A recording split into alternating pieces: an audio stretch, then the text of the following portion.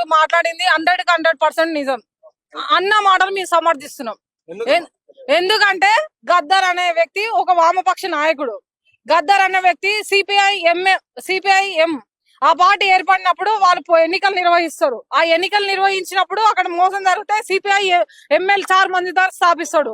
అప్పుడు వాళ్ళు ఏంటంటే ప్రభుత్వం లేని రాజ్యం ఏర్పడాలని కోరుతాడు. ఆ చార్ మంజుదార్ స్థాపించిన సిపిఐ ఎంఎల్ పార్టీలో ఒక సభ్యుడు ఈ గద్దర్ అనే వ్యక్తి ప్రభుత్వం లేని రాజ్యం ఉండాలని కోరుకుంటాం. ఇప్పుడు ఇచ్చేది ఎవరు?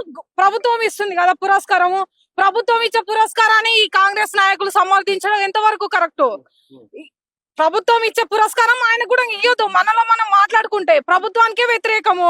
ఆ వామపక్ష నాయకులు ఎంతో మంది నాయకులను కూడా చంపిరు. మా ప్రభుత్వంలో ఉన్నటువంటి నాయకులని చంపిరు. ఆ వామపక్ష పార్టీకి చెందినటువంటి వ్యక్తి గద్దర్కి ఇవ్వాలని అనుకోవట్లేదు మా ప్రభుత్వం. మేము దీన్ని 100% సమర్థిస్తున్నాం.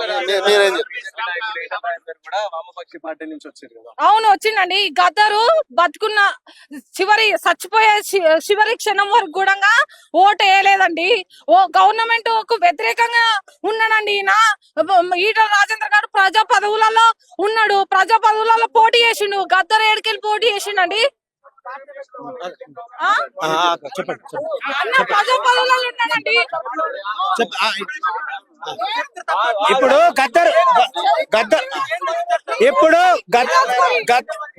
గద్దరు బండి సంజయ్ గారు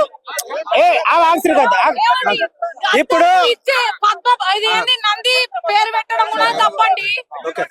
ఇప్పుడు గద్దరు బండి సంజయ్ వ్యాఖ్యలు అన్ని రంగాలలో విశేష కృషి చేసిన వాళ్ళకే పద్మశ్రీ గాని, పద్మభూషణ్ గాని, పద్మ విభూషణ్ గాని వస్తది.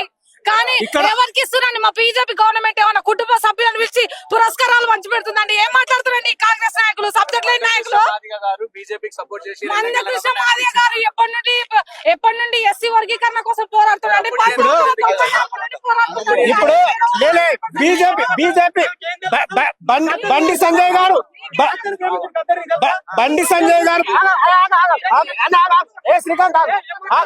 శ్రీకాంత్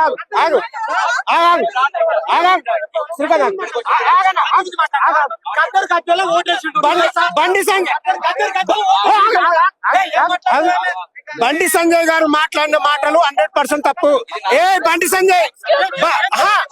బండి సంజయ్ నువ్వు ఒక ప్రజాప్రతినిధి అయి ఉండి రాజ్యాంగం మీద ప్రమాణం చేసిన వ్యక్తివి.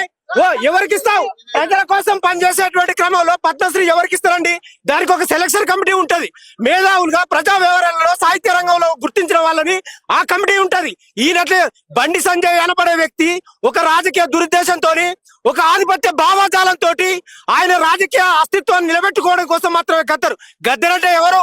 పీడిత తాడిత ప్రజల కోసం ఎన్నో సంవత్సరాలుగా పేద వర్గాలకు, బడుగు వర్గాలకు కులంతో, ఆత్మగౌరవంతో, అణిచివేతతో, ఇల్లు లేక, భూమి లేక కోట్లాది మంది పీడిత ప్రజల కోసం ప్రాణం పోసి ఈ ఒక దేశంలో ప్రపంచ లెజెండరీగా ఉన్నటువంటి గద్దర్ నేపథ్యంలో ఆయన త్యాగాల వెల్లువ, పోరాటాల వెల్లువ ఆయన ఒక రాష్ట్ర ప్రభుత్వం ప్రమోట్ చేసి, అదే క్రమంలో రాష్ట్ర ప్రభుత్వం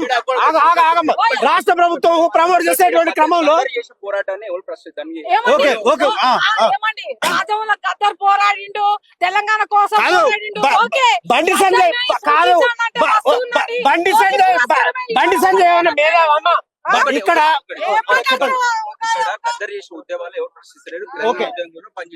సో గతంలో వాళ్ళు అన్న పరిస్థితి గతంలో మా కార్యకర్తలను చంపండి కాబట్టి, పోలీసు అధికారులను చంపండి కాబట్టి, ఈ విషయంలో కాన్స్టిట్యూషన్ వ్యతిరేకంగా పనిచేసింది కాబట్టి అలాంటి వాళ్ళకు మేము ఇస్తామా అని చెప్పేసి ఆయన మాట్లాడినటువంటి కదా. ఇప్పుడు బండి సంజయ్ అనబడే వ్యక్తి ఒక ప్రజాప్రతినిధి కదా. బండి సంజయ్ అంటే ఆయన భారత రాజ్యాంగం మీద ప్రమాణం చేసి ఈ ప్రజలకు నేను గడ్డిత్తా అని మాట్లాడతావా? ఇప్పుడు ఆయన సెలక్షన్ కమిటీ ఉంటది కదా పద్మశ్రీకి. మేము ఇక్కడ ప్రజల త్యాగాన్ని, ప్రజల యొక్క త్యాగానికి ప్రతీకలాగా మనం గుర్తిస్తున్నాం. ఆ గుర్తింపులో ఈయన ఒక కార్యకర్త లాగా ఒక నీచమైన అభిప్రాయాలు మాట్లాడడం సబబేనా? మేము బండి సంజయ్ మాట్లాడిన మాటలు ఏ రకంగా చూస్తున్నాము అని అంటే, మేము ఇక్కడ మాట్లాడే ప్రతి మాట ఇక్కడ ఇటువంటి వాళ్ళు ఇటువంటి అమ్మాయిలు, ఇటువంటి విద్యార్థి నాయకులు ఎన్ని మాట్లాడినా గద్దర్ త్యాగాన్ని ఎవరు తీయలేరు. గద్దరు వెలుగురు ఎవరు తీయలేదు. ఎన్ని మాటలు మాట్లాడినా ఈమెకి ఏం తెలుసా అండి గద్దర్ గురించి? కోట్లాది మంది ప్రజల కోసం, తెలంగాణ కోసం దేశమంతా తిరిగినటువంటి చరిత్ర గద్దర్ది. ఎవరు గుడిసెలలో ఉన్న వాళ్ళను, గూడాలలో ఉన్న వాళ్ళు, తండాలు ఉన్న వాళ్ళ కోసం ప్రాణాలు ఇవ్వడానికి మాలాంటి విద్యార్థి నాయకులు కూడా ప్రాణం పోస్తారు.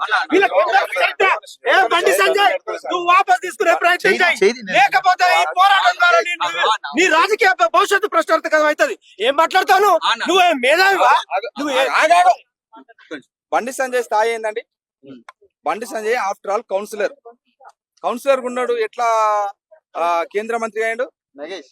చాలా ఏడుపులు, ప్రజల మధ్యన విద్వేషాలు, అందరి పైన ఇష్టారీతిగా ఇట్లనే అంటే ప్రజల కోసం పనిచేస్తున్న వాళ్ళ మీద ఇష్టారీతిగా భావోద్వేగాలను రెచ్చగొట్టి వివాదాస్పద వ్యాఖ్యలు చేసి తను ఇలా ఈ రాష్ట్రంలో ఒక వివాదాస్పద నాయకుడిగానే ఉన్నాడు తప్పితే ఎక్కడ ప్రజల కోసం పనిచేసి ప్రజల కోసం త్యాగం చేసింది అనే చరిత్ర ఏం లేదు.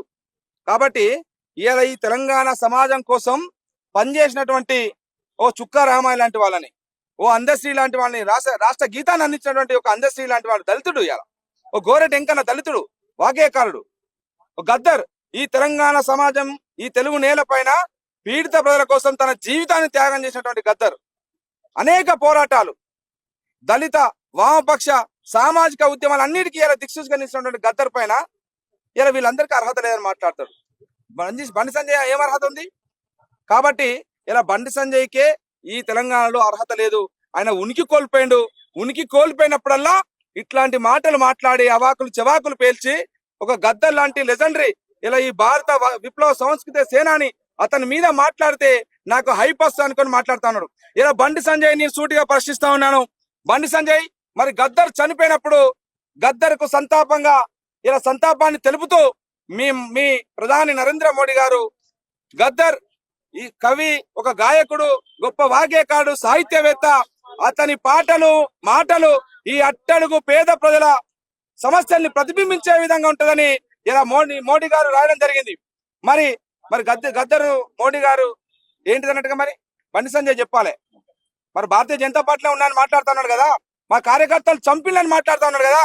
ఆ కార్యకర్తలను చంపినట్టయితే గద్దర్ పైన ఎక్కడ హత్యా నేరాలు మోపబడ్డాయో ఆయన కేంద్ర హోంశాఖ సహాయ మంత్రిగా ఉన్నాడు కదా, చెప్పాలి. మరి బండి సంజయ్, మీ దగ్గరనే చిట్టా ఉంటది, మరి ఎక్కడ కేసులు నమోదైనాయో ఈ దేశంలో నువ్వే తీసి చెప్పాలి. మరి కేసులే లేనప్పుడు హత్య చేసిండు, కాల్ చంపిండని ఎట్లా ఆరోపణ చేస్తారు? కాబట్టి ఇట్లా అనాలోచితమైనటువంటి మాటలు, అవాకులు చెవాకులు పేల్చి ఈ సమాజంలో విద్వేషాలను సృష్టించడానికి కోసం ఇవాళ అట్టడుగు దళితులందరినీ అగౌరవపరిచే విధంగా, తెలంగాణ సమాజాన్ని అగౌరవపరిచే విధంగా ఈ రాష్ట్ర ప్రభుత్వం పంపించినటువంటి ఒక గొప్ప ప్రజా ఉద్యమకారుల్ని, అదే విధంగా సామాజికవేత్తల్ని, ఇలా ప్రజల కోసం పనిచేసినటువంటి చుక్కరామాయ లాంటి వాళ్ళందరినీ కూడా ఇలా అగౌరవపరిచే విధంగా బండి సంజయ్ మాట్లాడిండు. కాబట్టి బహిరంగంగా బండి సంజయ్ క్షమాపణ చెప్పాలి. ఆయన్ని కేంద్ర మంత్రివర్గం నుంచి బర్తరఫ్ చేయాలని కూడా ఈ సందర్భంగా ఉస్మానియా పరిశోధక విద్యార్థులుగా మేము డిమాండ్ చేస్తా ఉన్నాం. అదే విధంగా ఇలా గద్దర్ గారిని మరి ఆ రోజు ఢిల్లీలో 2007లో మరి తెలంగాణ రాష్ట్ర ఏర్పాటు కోసం ఢిల్లీలో జరుగుతున్నప్పుడు మరి ఎల్కే అద్వానీ గారు గద్దర్ దగ్గరకు వచ్చి గద్దర్కు బోకే ఇచ్చి ఇలా ఎల్కే అద్వానీ గారు ఆలింగనం చేసుకున్నటువంటి పరిస్థితి. మరి అట్లాంటి పరిస్థితిని మరి ఎల్కే అద్వానీ ఏమంటారు? నక్సలైట్ గా మీరు భావిస్తారా? కాబట్టి ఈ ప్రజాస్వామ్య దేశంలో భారత రాజ్యాంగానికి లోబడి పరిణామ క్రమంలో అనేక సామాజిక ఉద్యమాలని ఇలా భారత రాజ్యాంగాన్ని కాపాడుకోవాలని పదే గద్దర్ మాట్లాడిండు. కాబట్టి ఇలా భారత రాజ్యాంగానికి తూట్లు పడుతున్నటువంటి భారతీయ జనతా పార్టీ ఇలా భయపడతా ఉంది. ఇలా గద్దర్ రాహుల్ గాంధీ గారిని ముద్దు పెట్టుకున్నాడు కాబట్టి, ఇలా రాహుల్ గాంధీ గారిని ఆలింగనం చేసుకున్నాడు కాబట్టి, రాహుల్ గాంధీ గారితో కలిసి నడుస్తా అని చెప్పింది కాబట్టి ఈ దేశంలో దళితులకు, బీసీలకు, మైనార్టీలకు, ఆదివాసులకు భారత రాజ్యాంగం రక్షణగా ఉండాలి, ఆ భారత రాజ్యాంగాన్ని కాపాడుకోవాలని గద్దర్ మాట్లాడిండు. దాన్ని కొనసాగింపుగా రాహుల్ గాంధీ గారు భారత్ జోడో యాత్రలో రాజ్యాంగాన్ని కాపాడుకోవాలని పదే ఈ దేశ యువతరానికి పిలుపునిస్తున్నాడు. కాబట్టి ఆ భయంలోకెళ్ళి ఇలా భారత రాజ్యాంగాన్ని మార్చేసి ఇలా మనుధర్మాన్ని తీసుకొద్దాం అనుకున్నటువంటి ఇలా భారతీయ జనతా పార్టీ ప్రతినిధిగా ఇలా బండి సంజయ్ మాట్లాడినది తెలంగాణ సమాజం అంతా గ్రహించాలి. ఇలా తెలంగాణ భారతీయ జనతా పార్టీలో ఉన్నటువంటి గద్దర్ అభిమానులందరూ కూడా బండి సంజయ్ మీద ఉమ్మేస్తున్నారు. ఎందుకంటే అతని పాటకు ఇలా భారతీయ జనతా పార్టీలో కూడా లక్షలాది మంది అభిమానులు ఉన్నారు. కాబట్టి అట్లాంటి తెలంగాణ మొత్తం భారతదేశానికి ఒక లెజెండరీ వాగ్గేయకారుడుగా ఉన్నటువంటి గద్దర్ను ఇలా సూర్యుడి పైన ఉమ్మేస్తే అది తిరిగి మన మీదనే పడుతుంది అనేది ఎంత సత్యమో గద్దర్లో ప్రస్తుతం మనతో పాటు ఉస్మాన్ యూనివర్సిటీ విద్యార్థి నాయకురాలు అనిత గారు ఉన్నారు. అనిత గారు చెప్పండి, ఇప్పుడు బండి సంజయ్ గారు నిన్న గద్దర్ పైన కొన్ని కీలక వ్యాఖ్యలు చేయడం అనేది జరిగింది. భావజాలం విషయంలో మేము వ్యతిరేకం అని చెప్పేసి అన్నారు. సో భావజాలానికి పద్మశ్రీ అవార్డుకి లింక్ ఏందంటారు? ఆయన మాటల్ని మీరు సమర్థిస్తున్నారా? బండి సంజయ్ గారు చేసిన వ్యాఖ్యలని 100% నేను సమర్థిస్తున్నాను యాజ్ ఏ ఉస్మానియా యూనివర్సిటీ విద్యార్థిగా. ఎందుకంటే గద్దర్ గారు వామపక్ష పార్టీలకు సంబంధించిన వ్యక్తి. సిపిఎం ఒకప్పుడు ఎన్నికలు నిర్వహిస్తే సిపిఎం ను వ్యతిరేకించి సిపిఐ ఎంఎల్ పార్టీ ఏర్పడి ప్రభుత్వానికి వ్యతిరేకంగా ఉద్యమాలు చేసిర్రు. ప్రభుత్వమే ఉండొద్దు రాజ్యంలో, ప్రభుత్వం లేని రాజ్యం ఉండాలని వాళ్ళు కోరుకున్నారు. అలాంటి పార్టీకి చెందిన గద్దర్ గారికి ఈ రోజు రాజ్యం ఇచ్చే పద్మశ్రీ పురస్కారము ఇవ్వాలని కాంగ్రెస్ నాయకులు అంటుండడం దీన్ని సమర్థించాం. మేము 100% దీన్ని సమర్థించాం. ఎందుకు సమర్థిస్తామండి? ఇది ప్రభుత్వం ఇస్తుంది. ప్రభుత్వానికి వ్యతిరేకంగా గద్దరు పోరాటం చేసిండు. ప్రభుత్వమే ఉండదు అన్నాడు. ఇప్పుడు ప్రభుత్వం ఇచ్చే ప్రైజుకు ఈయనకి ఎట్లా ఇవ్వాలని మేము అనుకుంటాం. మా బీజేపీ గవర్నమెంట్ ఇచ్చే ఈ యొక్క పద్మశ్రీ పురస్కారాన్ని ఇవ్వాలి అని వీళ్ళు డిమాండ్ చేయడం మేము తిరస్కరిస్తున్నాం 100%. సో ఆయన గతంలో ఉన్నప్పుడు పోలీసుల విషయంలో కావచ్చు, బీజేపీ అంటే కార్యకర్తల విషయంలో కూడా ఆ విధంగా స్పందించడం అనేది జరిగింది. అంటే మీ బీజేపీకి సంబంధించిన నాయకులకి పద్మశ్రీ అవార్డు ఇస్తారా అని చెప్పారు. అట్లా ఎట్లా అండి? బీజేపీకి సంబంధించిన నాయకులకు ఎవరు ఇచ్చారండి? ఇప్పుడు కళలు అందులో కొన్ని విభాగాలు ఉంటాయి. ఆ విభాగాలలో ఎవరెవరైతే ప్రత్యేక వ్యక్తులు ఆ విభాగానికి ఎక్కువ కృషి చేసి వాళ్ళందరికి ఇస్తారు. బీజేపీ వాళ్ళ కుటుంబ సభ్యులకు ఇస్తారా అండి? మీరు ఏం మాట్లాడుతున్నారు అండి?